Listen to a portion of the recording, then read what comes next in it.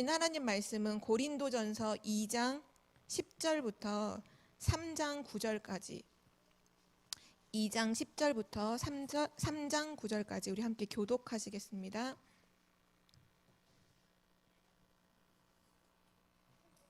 고린도전서 2장 10절 말씀부터 좀 길죠? 3장 9절까지 우리 한 절씩 교독하시겠습니다. 오직 하나님이 성령으로 이것을 우리에게 보이셨으니 성령은 모든 것 곧 하나님의 깊은 것까지도 통달하시느니라.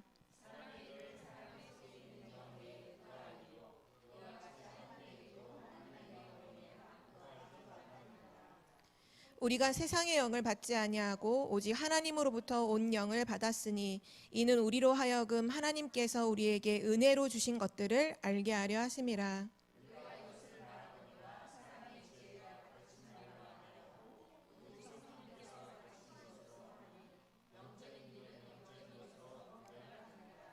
육에 속한 사람은 하나님의 성령의 일들을 받지 아니하나니 이는 그것들이 그에게는 어리석게 보임이요 또 그는 그것들을 알 수도 없나니 그러한 일은 영적으로 분별되기 때문이라.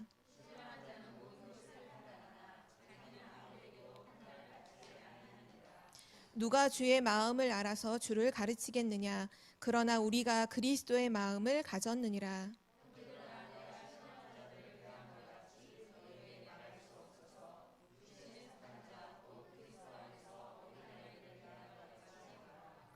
내가 너희를 젖으로 먹이고 밥으로 아니하였노니 이는 너희가 감당하지 못하였음이거니와 지금도 못하리라.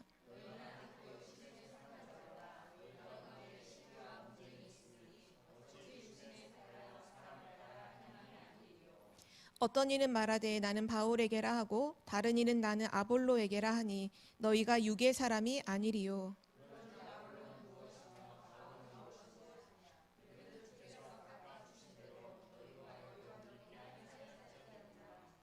나는 심었고 아볼로는 물을 주었으되 오직 하나님께서 자라나게 하셨나니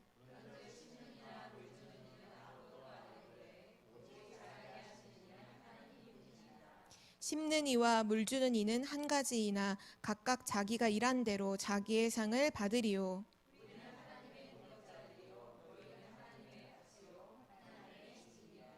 아멘. 네, 오늘 말씀은 현장복음 메시지 24과고요. 그리스도가 주인이 되면이란 제목으로 말씀 듣겠습니다.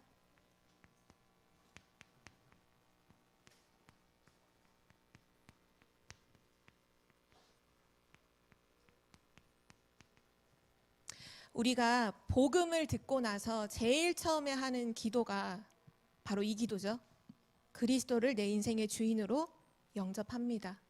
예수 그리스도가 나의 인생의 주이심을 고백합니다.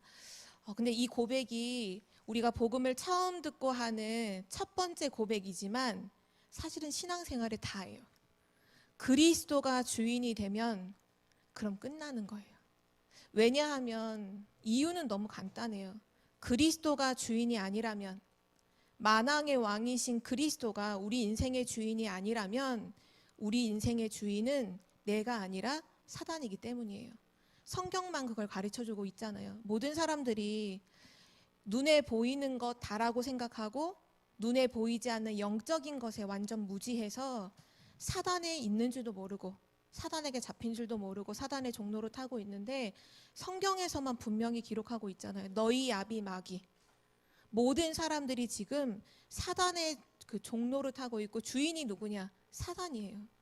근데 요한복음 10장 10절에 보면 사단은 어떤 존재냐? 죽이고 멸망시키는 존재. 이 땅 가운데 이 사단이 우리 인간에게 찾아온 이유는 한 가지예요. 하나님이 창조하신 최고의 창조물인 이 인간을 죽이고 멸망시키는 일을 하려고 이 인간을 찾아오잖아요. 그래서 우리의 신앙생활의 시작도 이거지만 과정도 마지막도 이거예요. 그리스도가 우리 인생의 주인이시다. 만왕의 왕이신 예수 그리스도가 나의 인생의 주인 되신다. 모든 문제를 해결하신 바로 그 예수 그리스도가, 하나님이신 바로 그 예수 그리스도가 내 인생의 주인 되신다.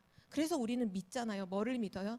하나님이 우리와 함께 하심을 믿고, 하나님이 우리의 인생을 인도하심을 믿고, 하나님이 우리의 인생을 책임지심을 믿잖아요. 그래서 우리의 모든 과거, 현재, 미래 모든 문제가 그리스도 예수 안에서 더 이상 염려거리가 될 수 없어요.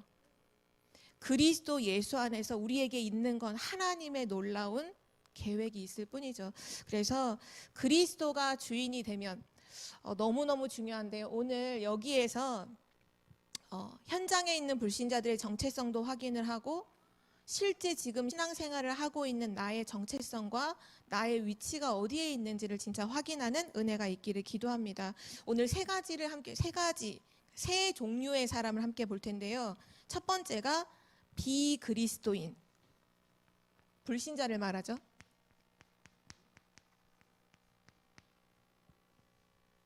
그리고 두 번째는 오늘 우리가 읽었던 고린도전서 2장에 계속 나오고 육에 속한 자, 육에 속한 자란 말이 계속 나오죠. 구원은 받았지만 육에 속한 자가 있고, 세 번째로 오늘 우리 읽었던 말씀 중에 하나님의 영이 아니고는 하나님의 깊은 것을 통달할 수 없다. 하나님의 영의 인도를 받는 자, 곧 성령의 인도받는 자, 성령의 사람.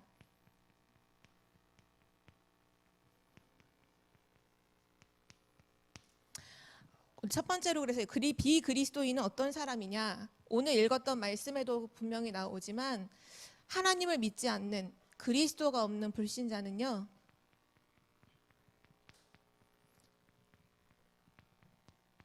그 삶 속에 성령의 역사가 없어요. 그 사람이 아무리 노력을 하고 열심을 하고 의롭게 산다 할지라도 그 사람의 인생 가운데는 성령의 역사가 없어요. 성령의 일을 받을 수가 없어요.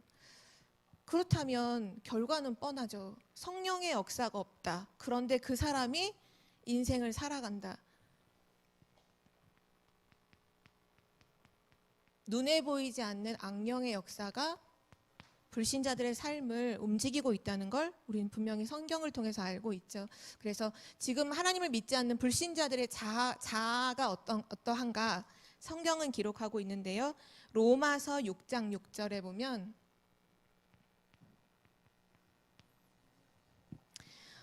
우리가 알거니와 우리 옛사람이 예수와 함께 십자가에 못 박힌 것은 죄의 몸이 멸하여 다시는 우리가 죄에게 종노릇하지 아니하려 함이니. 지금 불신자의 자아가 어떤 상태냐면요, 죄에 종노릇하고 있는 상태라고 성경은 밝히고 있어요. 그리고 갈라디아서 5장 16절 17절에 보면 성령을 쫓아 행하라, 성령을 따르라, 성령의 인도를 받으라. 그리하지 아니하면 육신의 욕심을 따르게 되나니 성령의 역사와 육체의 욕심은 서로 대적하는 그 관계에 있다라고 말씀하시면서 지금 불신자는 전부가 다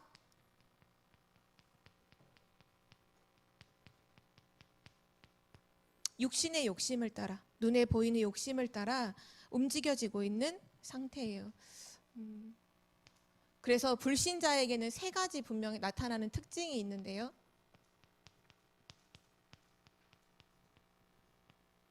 이게 뭐 눈으로 보이는 특징이냐 그게 아니라 영적인 분명한 특징이 뭐냐면 에베소서 2장 1절에서 3절에 하나님을 떠나 있는 사람들의 첫 번째 특징이 뭐냐? 허물과 죄로 죽었던 너희라고 말씀하셨거든요. 지금 하나님을 떠나 있는 사람들의 영적 상태는 뭐 육신은 살아 있는 것 같지만 지금 영적인 상태는 죽은 상태라는 거.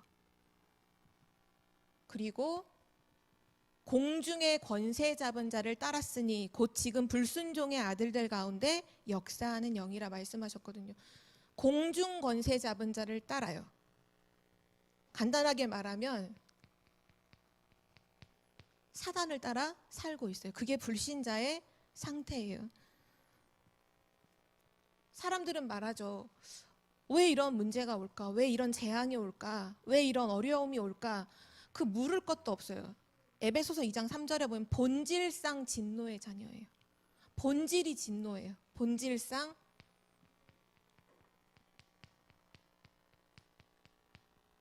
진노의 자녀. 창세기 3장으로부터 시작된 그 영적인 죽음이 시작이 되었고, 지금 사단이 그 사람들의 모든 것을 사로잡고 왕노릇하고 있고, 그래서 재앙이 온다 안 온다가 아니라 올 수밖에 없는 본질상 진노의 자녀라는 것. 이것이 비그리스도인들의 세 가지 특징이고요. 그들의 마음 상태는 어떠한지, 마음 상태는 어떠할까요? 영적으로 죽어있기 때문에 실제로 그 마음과 생각도 그 죽은 것과 동일한 흐름으로 가고 있어요. 그래서 예레미야서 17장 9절 말씀에 보면 불신자의 마음 상태를 하나님께서 말씀하셨는데요. 만물보다 거짓되고 심히 부패한 것은 마음이라. 누가 능히 이를 알리오마는. 지금 하나님 떠나 있는 사람들의 마음 상태가 어떠냐?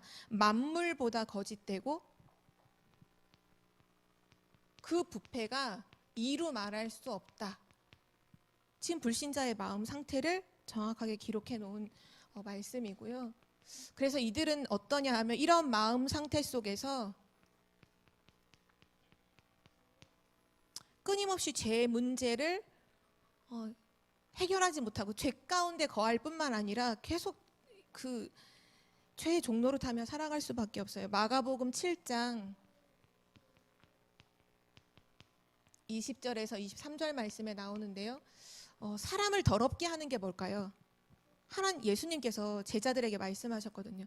사람을 더럽게 하는 것은 밖에 있는 것이 더러운 것이 아니라 사람의 마음 속에서 나오는 그 생각과 마음이 사실은 사람을 더럽게 하는 것이다 라고 말씀하시면서 이렇게 말씀하셨어요. 또 이르시되 사람에게서 나오는 그것이 사람을 더럽게 하느니라. 곧 사람의 마음에서 나오는 것은 악한 생각, 곧 음란과 도둑질과 살인과 간음과 탐욕과 악독과 속임과 음탕과 질투와 비방과 교만과 우매함이니 이 모든 악한 것이 다 속에서 나와서 사람을 더럽게 하느니라. 다른 것이 아니라 사람의 마음 속에 있는 그 죄가 결국은 악한 생각, 악한 마음, 계속해서 사람으로 하여금 죄를 지을 수밖에 없도록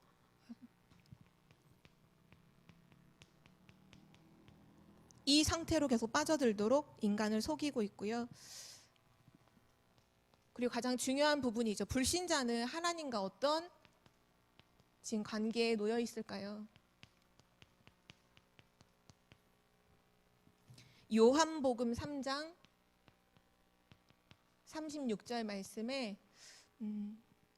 아들을 믿는 자에게는 영생이 있고 아들에게 순종하지 아니하는 자는 영생을 보지 못하고 도리어 하나님의 진노가 그 위에 머물러 있느니라. 불신자에게는 하나님은 어떻게 역사하시느냐 하면 하나님의 진노가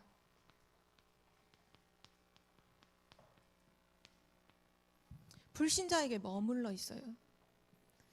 그래서 불신자들은, 하나님을 떠나 있는 불신자들은 아무리 성공을 하고 세상에서 아무리 멋있는 모습으로 살아간다 할지라도 눈에 보이지 않는 이 영적인 상태와 마음과 생각 속에서 벗어날 수 있는 사람이 아무도 없어요. 그래서 보이는 곳에서는 자랑하지만 보이지 않는 곳에서는 무너지는 거예요. 그래서 불신자들이 자살하잖아요.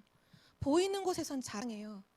내가 가지고 있는 위치, 내가 가지고 있는 돈, 내가 가지고 있는 명예를 자랑하지만 보이지 않는 혼자 있을 때에는 뭐 하냐면 이 문제로 인해서 무너지고, 그래서 사람들이 자살도 하기도 하고 또는 다른 사람을 살해하기도 하고 전혀 예상치 못한 행동을 하기도 하잖아요. 그래서 보통 사람들이 자살했을 때 주변인들의 반응이 대부분 뭐냐 하면 그 사람이 그럴 줄 몰랐다.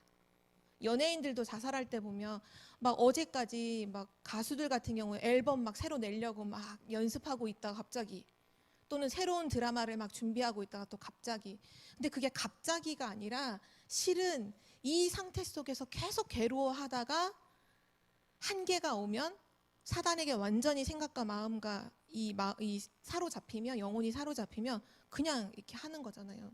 그래서 진짜 그리스도가 아니면 안 돼요. 진짜 그리스도가 주인 되지 않으면요, 인간은 불행할 수밖에 없어요. 두 번째로, 어쩌면 우리 여기 계신 분들은 오늘 이렇게 두 번째나 세 번째 이제 계실 때가 많이 있겠죠. 혹은 누군가는 이렇게 할 수도 있어요. 계속 2번, 2번, 2번, 2번으로 살다가 어떤 문제가 딱 오면 그 문제 해결하려고 3번으로 잠깐 갔다가 다시 2번, 2번, 2번 이렇게 살 수도 있고, 진짜 그리스도가 누군지 알고 내가 운명과 저주 속에서 어떻게 구원받았는지를 진짜로 아는 사람은 여기 속에서 계속 사는 분도 있겠죠. 중요한 거는 한마디로 말하면 육에 속한 사람이 뭘까요? 늘 육신만 얘기하고 늘 육신적인 것만 따라가는 사람을 얘기하는 게 아니라 한마디로 얘기하면 그리스도가 주인이 아닌 사람을 말해요. 구원은 받았지만 그리스도가 주인이 아니에요. 내가 주인인 거예요. 분명히 예수 그리스도를 믿고 하나님 믿지만 실제 삶은 어떠냐? 내가 주인인 거예요. 그리스도가 주인이 아니죠. 그러니까 이 사람들의 특징은 뭐냐 하면 다 받았는데 하나도 못 누려요. 그게 특징이에요. 다 받았는데, 하나님 다 주셨는데 하나도 못 누려요. 그래서 불신자의 종노릇을 하며 살아요. 불신자는 사단의 종노릇을 해요. 그런데 구원받았지만 그리스도가 주인 되지 않은 사람은요, 사단의 종노릇 하고 있는 그 불신자의 종노릇을 해요. 그게 성경이 보여주는 역사고 사실이잖아요. 이스라엘 백성을 봐요. 이스라엘 백성이 애굽에 포로되어 있을 때 상태가 어떠냐 하면 애굽은 우상 숭배하고 있었어요. 그리고 우상 신전을 만들고 있었는데 이스라엘 백성이 뭐 하고 있냐 하면 하나님의 백성인데 복음 못 누리고 이 그리스도가 주인이 아니니까 복음이 내 것이 안 되니까 뭐 하냐면 애굽이 우상 신전 만들고 있는 거기에서 돌 나르고 있잖아요. 그 우상 신전을 만드는데 거기서 노예 생활을 하고 있는 거죠. 그리스도가 주인 되지 않는 그 모습, 불행한 모습이죠. 그래서 육에 속한 자는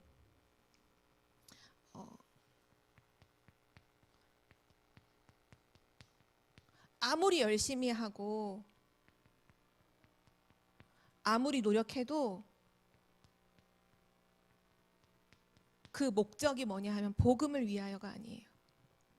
자신의 의를 위하여, 나를 위하여, 나를 위하여. 성경에 보면 요한복음 3장 1절에서 3절에 보면 니고데모라는 사람이 예수님을 찾아와요. 근데 우리 신자가 니고데모와 같은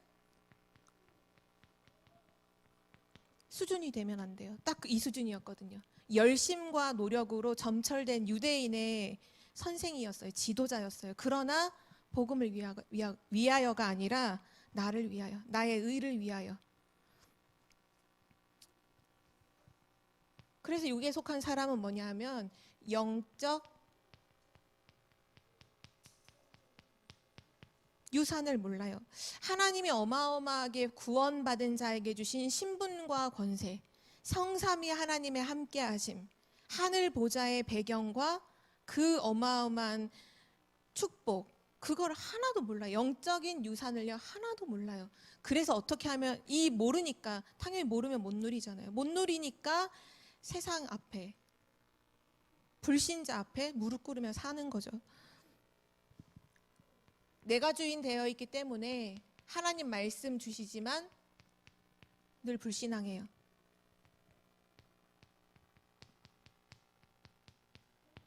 내 생각 속에 빠져서 늘 하나님 말씀에 불순종해요. 이스라엘 백성이 출애굽하고 나서도 광야에 있을 때 늘 그렇잖아요. 어떤 문제나 어려움이 생기면 자기들을 구원하신 그 하나님, 출애굽의 역사를 일으키신 하나님, 홍해를 건너게 하신 그 하나님, 지금 광야길을 건너가는데 구름 기둥과 불 기둥으로 인도하시는 그 하나님, 한 번도 먹어보지 못한 만나를 먹이시는 그 하나님, 고기가 먹고 싶다 하면 메추라기를 몰고 와서 그 200만 명의 사람들이 한꺼번에 그걸 먹을 수 있도록 역사하시는 그 하나님, 물이 없을 때 반석을 쳐서 물을 마시게 하는 그 하나님을 믿지 못하고 조그마한 문제만 생기면 뭐 하냐면 불신앙하고 불순종해요. 구원받았지만 진짜 하나님이 주신 축복을 모르니까요.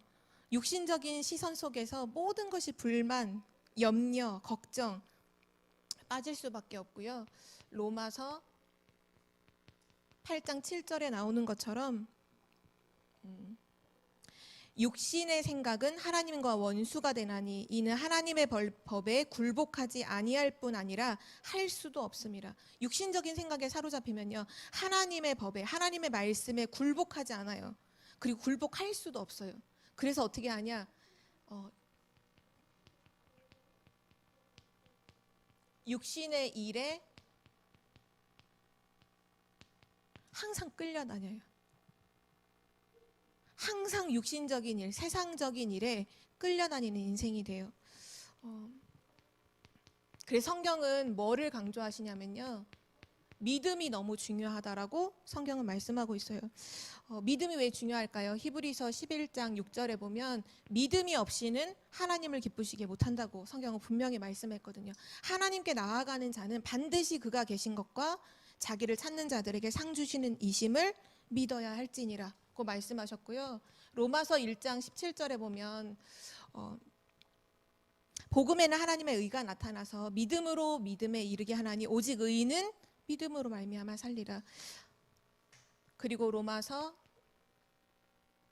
14장 23절에 아주 중요한 말씀을 하고 계시는데요. 의심하고 먹는 자는 정죄되었나니 이는 믿음을 따라 하지 아니하였기 때문이라.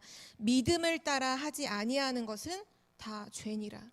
하나님 뭐라고 말씀하시냐면요, 믿음으로 하지 아니한 것은 다 죄니라. 이스라엘 백성들이, 유대인들이요, 많은 노력과 의를 행했어요. 그것도 성전 안에서, 교회 안에서. 근데 그 이유가 뭐냐 하면 복음을 위하여가 아니에요. 하나님의 영광을 위하여가 아니라 자신의 의를 위해서 많은 것들을 했어요. 오늘 성경에 말씀하시는데 믿음으로 하지 않은 것, 그 모든 것은 뭐냐? 죄예요, 죄.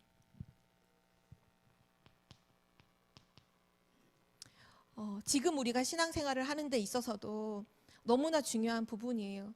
정말 그리스도가 주인 되심으로 나는 없고 내 안에 그리스도가 사시는 그 속에서 진짜 하나님의 계획, 복음을 위하여, 하나님의 교회를 위하여, 하나님의 말씀의 흐름을 따라 그 인도를 받으면서 하는 작은 일은요, 모든 것이 분명한 신앙의 열매를 맺고요, 하나님의 축복이 임할 수밖에 없어요. 그런데 아무리 대단한 일을 하고 멋진 일을 하고 큰 일을 행한다 할지라도 그것이 복음을 위한 일이 아니라 복음이 아닌, 믿음이 아닌 일이라면 그거는 하나님 앞에서 죄일 뿐이에요. 죄일 뿐.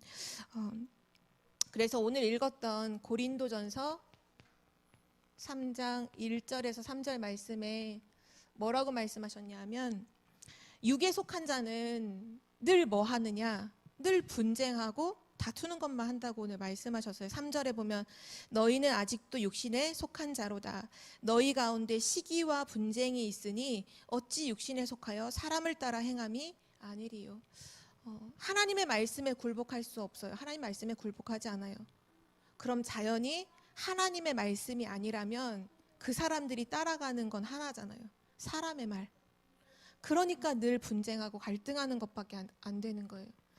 그래서 바울이 그 사람들을 두고서 뭐라고 말했냐면, 내가 너희에게 밥을 줄 수가 없어서 젖을 먹인다, 이렇게 말하잖아요. 영적인 어린아이인 거예요. 영적인 어린아이. 지금 저희 이제 둘째 조카가, 엘리사가 계속 젖을 먹어요. 근데 그 젖을 먹는다고 해서 그 아이가 갑자기 벌떡 일어나서 막 걷거나 뛰거나 뭔가를 하는 게 아니잖아요. 하나부터 열까지 돌봐야 돼요. 너무 소화하는 기능이 너무 약해서 뭘 못 줘요. 전 간혹가다 이렇게 사과 같은 거 먹을 때 엘리사가 빤히 쳐다보면 이렇게 사과즙이라도 주고 싶은데 절대 주면 안 된다고 하더라고요. 어린 아이한테는 익히지 않은 걸 주면 안 된다고, 소화할 수 없어서 안 된다고 하더라고요. 아무것도 소화할 수 있는 능력이 없어서 엄마의 젖, 분유만을 먹어야 되는 어린 아이가 뭘 할 수 있겠어요. 영적으로 신앙생활이 어린아이 같은 신앙, 육에 속한 신앙은요, 결정적인 순간에 영적 싸움을 할 수가 없어요. 사단과 싸움을 할 수가 없어요. 늘 지는 거예요. 늘 지고, 지니까 사단에게 늘 속으니까 분쟁하고 갈등하고 늘 염려하고 고민하고, 하나님 모든 축복 다 주셨지만 하나도 없는 자처럼 살아가고, 영적인 영세민처럼 늘 누군가가 도와줘야 되고, 누군가가 늘 말씀 줘야 되고, 누군가가 위로해 줘야 되고, 누군가가 끌어줘야 되고. 오늘 간단한 답을 하나님께서 우리에게 주고 계세요. 그리스도가 주인되면, 그리스도가 주인이 되면 그렇지 않다는 거예요. 그래서 세 번째로 성령의 사람인데요, 그리스도가 주인된 사람을 말해요.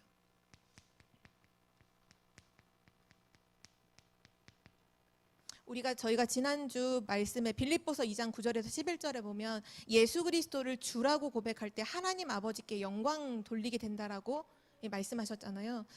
예수 그리스도가 주인 되신 거, 그리스도가 주인 된 사람, 그 사람이 바로 성령에 충만한 사람이에요. 그래서 반드시 그 사람은 열매를 맺게 되는데요. 갈라디아서 5장 22절에서 23절 말씀에 성령의 열매에 대해서 이제 말씀하고 계세요. 9가지 열매를 말씀하시는데요. 사랑과 희락과 화평과 오래 참음과 자비와 양선과 충성과 온유와 절제니 이 같은 것을 금지할 법이 없느니라. 이 9가지는 세 가지로 333으로 나눠질 수 있는데, 첫 번째는 하나님에 대한 열매예요. 하나님에 대해서 맺는 열매. 그게 사랑과 희락과 화평이죠.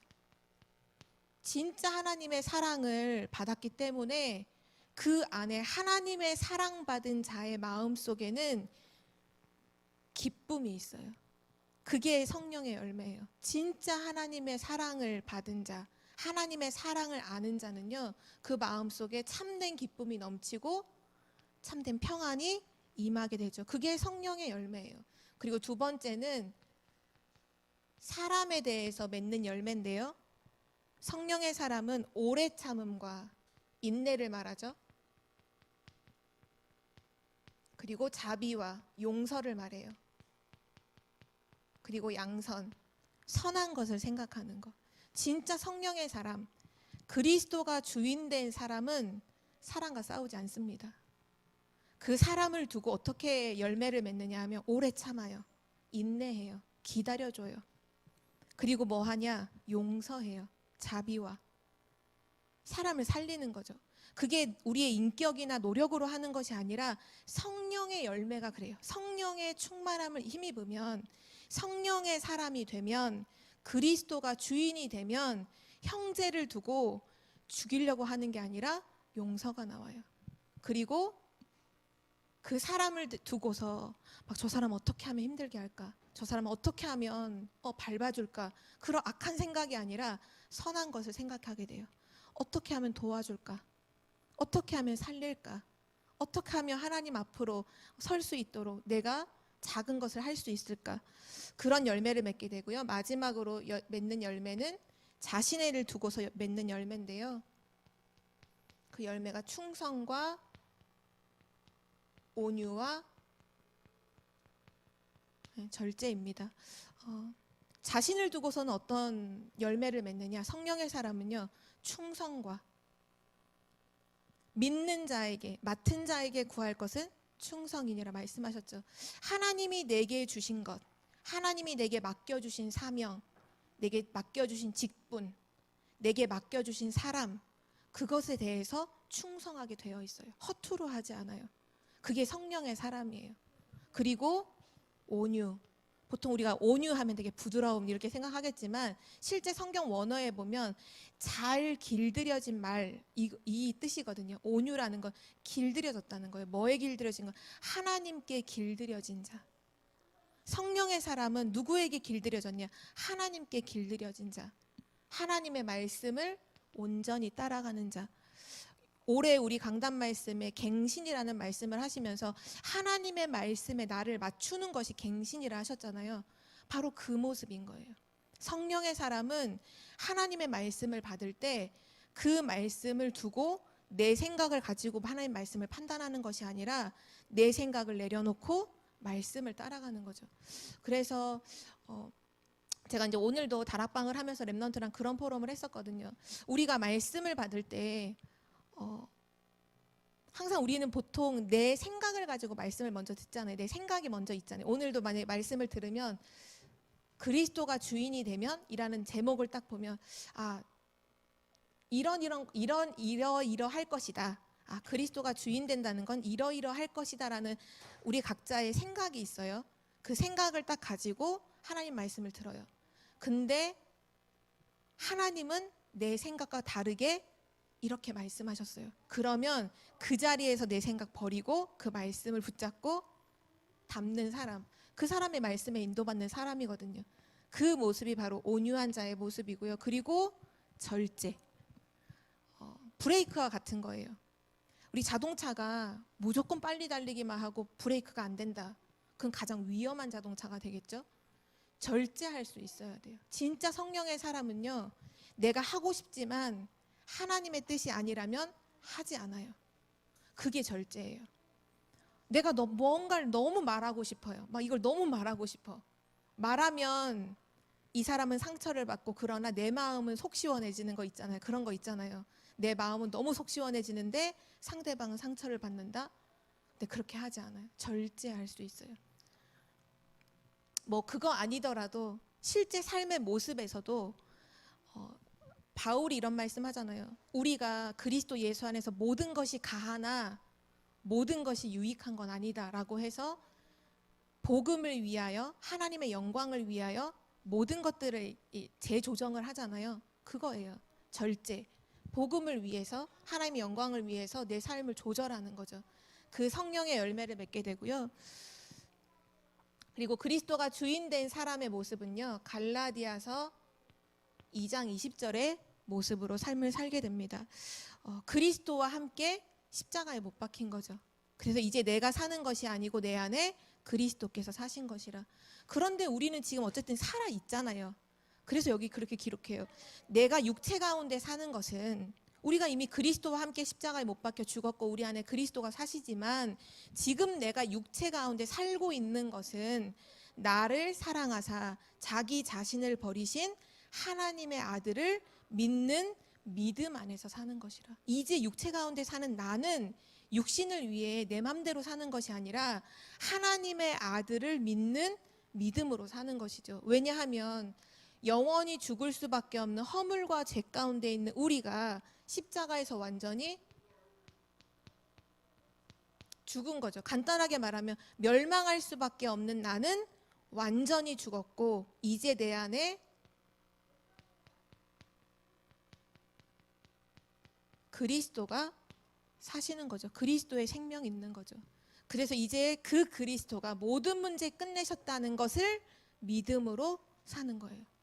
모든 것 속에서요. 내가 일을 할 때든지 뭐 삶을 살아가고 사람을 만나든지 가정에 있을 때든지 뭐를 항상 믿으며 사는 거냐. 그리스도가 모든 문제를 다 끝냈다. 그리스도께서 모든 저주와 재앙을 다 끝냈다는 걸 믿음으로 사는 거예요. 이 믿음으로 살기 때문에 빌립보서 4장 13절에 새로운 능력 가운데 삶을 살게 돼요. 내게 능력 주시는 자 안에서 내가 모든 것을 할 수 있느니라. 주인을 바꾼 거죠. 내게 능력 주시는 자 안에서 이제 새로운 주인을 가지고 사는 것이고, 고린도전서 오늘 읽었던 2장 13절에서 14절 말씀,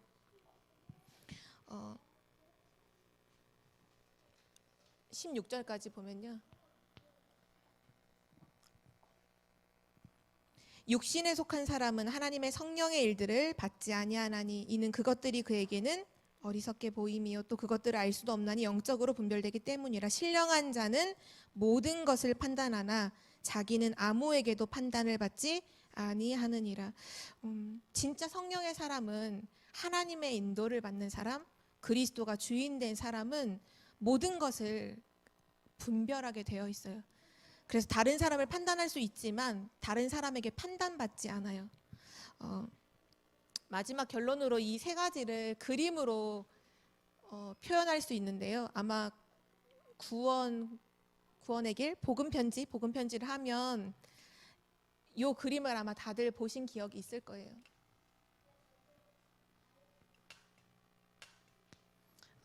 우리 마음을 표현한 건데요. 우리 마음의 가장 중요한 중심에 1번 불신자는 어떤 상태냐 하면 이 가장 중요한 마음의 중심의 주인이 누구냐? 사탄이에요. 그리고 그 밑에서 종로를 타고 있는 게 나예요. 그리스도는 모든 문제를 해결하셨는데 그것이 이 사람과 상관이 없어요. 이게 불신자의 모습이에요. 그래서 불신자는 아무리 뭔가를 해도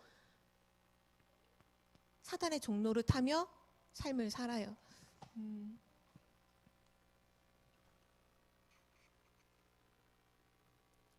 그런데 두 번째 경우는 구원을 받았어요. 그렇지만 구원을 받았지만 그리스도가 주인이 아니에요. 주인이 나예요. 그리고 그리스도는 그냥 내 문제를 해결해주기 위한 나의 종인 것처럼 내 필요에 따라서 부르는 이름이고요. 사단은 비록 지금 나의 주인은 아니지만 나를 언제든지 공격할 수 있어요. 이게 육에 속한 사람이에요. 그리스도가 주인이 안 된 사람. 사단의 공격을 이길 수가 없어요. 사단이 늘 공격해요. 그런데 3번에 속한 사람은요. 그리스도가 내 인생의 주인이에요. 나는 그분의 말씀의 인도를 따라가요. 사단이 공격하려고 했는데 공격할 수가 없어요. 왜? 그리스도께서 만왕의 왕으로 사단의 권세를 완전히 멸하셨잖아요. 공격하고 싶지만 공격할 수 없어요. 그래서 그리스도가 주인 되어 있는 나는 사단과 싸우면 백전백승하는 삶이 바로 3번의 삶이에요. 그리스도가 주인이 되면 반드시 승리하는 삶을 살게 돼요. 세상을 정복하고 다스리게 되죠. 성경에는 주인을 바꾸고 인생 승리한 많은 사람들의 믿음의 사람들의 기록이 나와 있어요. 노력이나 열심이 아니에요. 능력이나 조건도 아니고요. 단지 하나, 모든 문제 해결하신 예수 그리스도가 우리 인생의 주인 되시면 그 날로부터 사단은 우리 발 앞에 무릎 꿇게 되어 있고 세상은 우리가 살릴 현장이라는 거, 반드시 세상을 살리게 된다는 거. 그래서 언제 어디서나 어떤 상황 속에서든지 사단이 주인 아니고 또 내가 주인 아니고 오직 그리스도가 주인된 최고 축복 누리시기를 기도합니다. 살아계신 하나님 감사를 드립니다. 아무것도 모르고 죄악 가운데 있던 우리를 하나님께서 먼저 사랑하여 주셔서 그리스도를 보내주시고 그리스도의 그 십자가의 죽으심과 부활로 우리의 모든 문제를 해결하신 하나님의 사랑에 참으로 감사를 드립니다. 이제 우리의 고백이 날마다 그리스도가 주인이심을 고백하는 사실된 고백이 날마다 우리 삶 속에 있도록 인도하여 주옵소서. 우리의 삶을 통하여 하나님의 살아계심이 증거되고 예수가 그리스도이심이 나타나고 그래서 우리의 삶의 모든 것이 성령의 열매로 아름답게 열매 맺을 수 있도록 인도하여 주옵소서. 많은 사람들이 그리스도를 모르고 방황하는 이때에 그들이 무너질 수밖에 없는 영적인 본질, 이유를 정확하게 알고 오직 그리스도만 말하는 증인으로 현장에 서게 하여 주옵소서. 감사드리며 주 예수 그리스도의 이름으로 기도드립니다. 아멘.